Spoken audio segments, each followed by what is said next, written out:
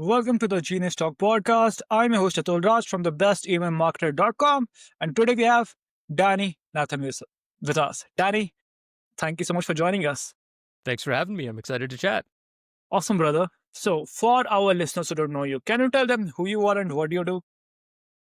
Yeah, so I come from a 20-something year career in technology and innovation, and I currently run a company called Apollo 21, which is an innovation and digital product design studio. So we help companies formulate an innovation strategy, understand the operational and cultural impacts of what a commitment to innovation means, and then we help them bring innovation to life by building new products either for use inside the house or for sale to their customers. Okay, so I'm curious, like, what inspired you to start Apollo 21?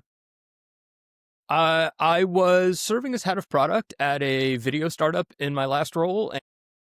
During I don't know, a couple years in, we took funding from a family office, and one of the stipulations was that we had to help their other portfolio companies with their technology needs. And so sort of overnight, I found myself in this consultative role where I was helping other companies assess problems, figure out how to leverage technology to solve those problems, and how to streamline and automate operations and workflows as much as possible. And after doing that for about a year, some folks tapped me on the shoulder and sort of said, "Hey, you seem to enjoy this and be good at it. Why don't you go do that?" And so I did.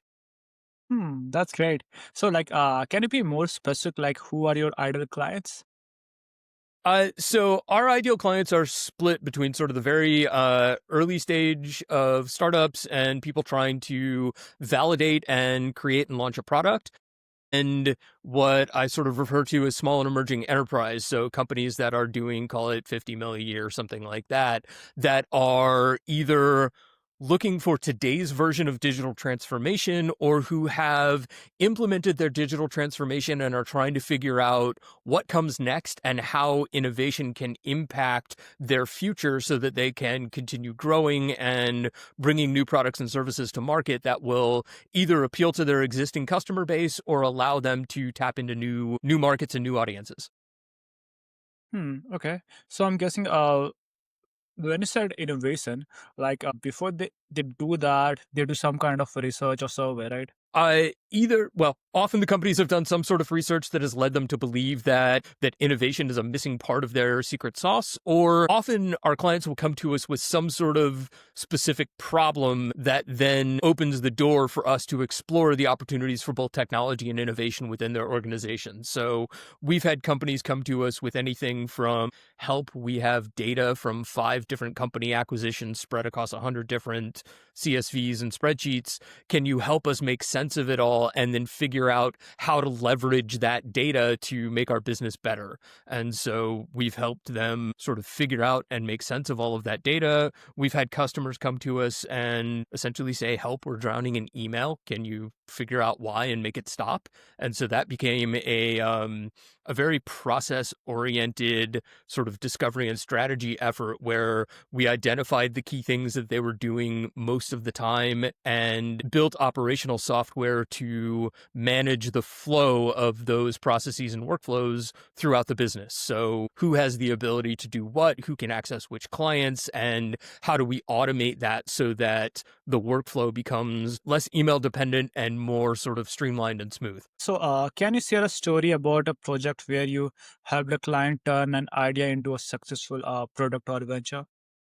Yeah, absolutely. We had a client in the Western sports space. So think cowboys and rodeo and all that stuff. And they basically came to us originally with the idea of building 2 mobile applications, one for fans and one for athletes in the rodeo space. And we effectively helped them research and define that opportunity. And ultimately, instead of building 2 applications, we ended up building one single sort of ESPN for rodeo kind of solution for them.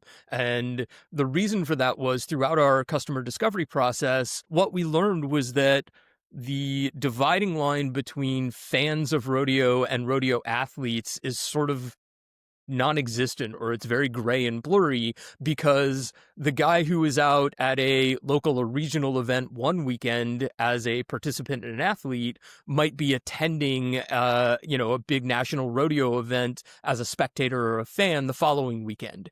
And so we ended up creating a single experience that kind of nodded to both the participatory and the spectatorship of those fans and tried to sort of draw the line between following your favorite athletes, keeping up with what they're up to, and then learning about the opportunities and the updates within the space so that you could grow your own rodeo career and venture as you wanted to. Okay, great. So, what is the biggest challenge you see companies facing when trying to innovate, and how do you help them overcome it?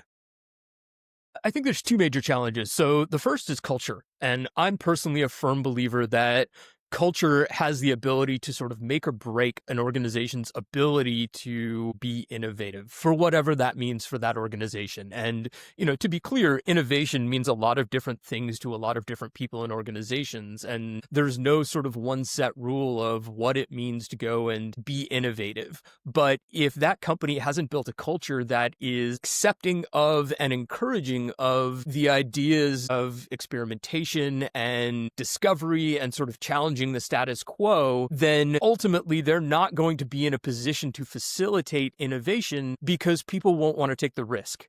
They'll be concerned that if they're the weird person in the corner that speaks out during a meeting and says, hey guys, I know we're trying to accomplish this, for example, but what if we went and did X, Y, and Z? Some people or some organizations, you might find yourself worried about getting laughed out of the room. And the ones that are really positioning themselves well to be innovative are those that are willing to and create a culture where somebody can say that and not get laughed out of the room, where, somebody says, I have a really weird idea, and people go, oh, interesting, what is it? And how might it impact our business, our process, our opportunity to serve our customers in new and interesting ways? And then the other major kind of blocker for innovation is, frankly, efficiency. As companies move beyond sort of the early startup stages where experimentation, discovery, and the search for product market fit rules all, once you've reached the point where you have found product market fit, then ultimately the game becomes, how do I become as efficient as possible so that I can drive my margins up and my costs down and make as much money as possible? And unfortunately, that search for efficiency tends to create a situation where a culture of innovation doesn't thrive. You want to be efficient, and innovation is inherently an inefficient process. It requires that organizations accept time expenditure and resource use to try weird things that may or may not ultimately work. And so you can see where that's at direct odds with the idea of how do we become as efficient as possible. And so you end up in sort of this tug of war or balancing act where companies are trying to foster innovation at the same time that they are trying to ingrain efficiency. And it's rare for companies to figure out how to walk that tightrope in a way that allows for both to happen freely and openly. Okay. So looking back when you started, Getting back in center here. back. Okay. So looking back when you started, what's one lesson you would tell yourself if you could restart today? Learn how to sell early. Like very early.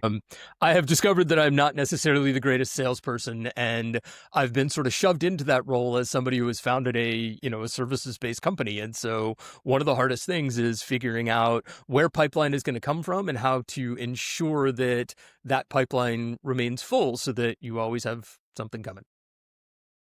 So I'm wondering, like, what made you think that way? Like, did something happen? I mean, it's just sort of the reality of services-based companies. If you're not always selling yourself and always looking for where the next opportunity is, then you risk the potential of ending up in a dry spell.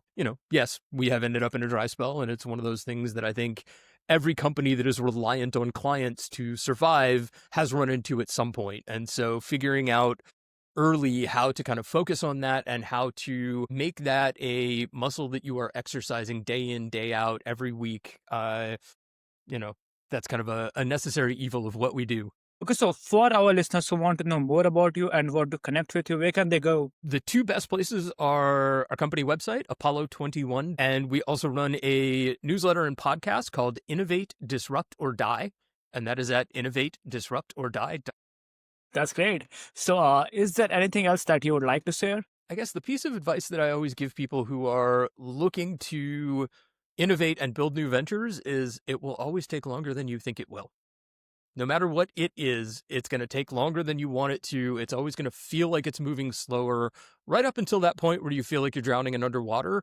There's not really that nice in between where you go, oh, cool, this is rolling right along and I've got it under control. Okay, so Danny, thank you so much for spending some time with us, and it was really great chatting with you. My pleasure. Thanks for having me.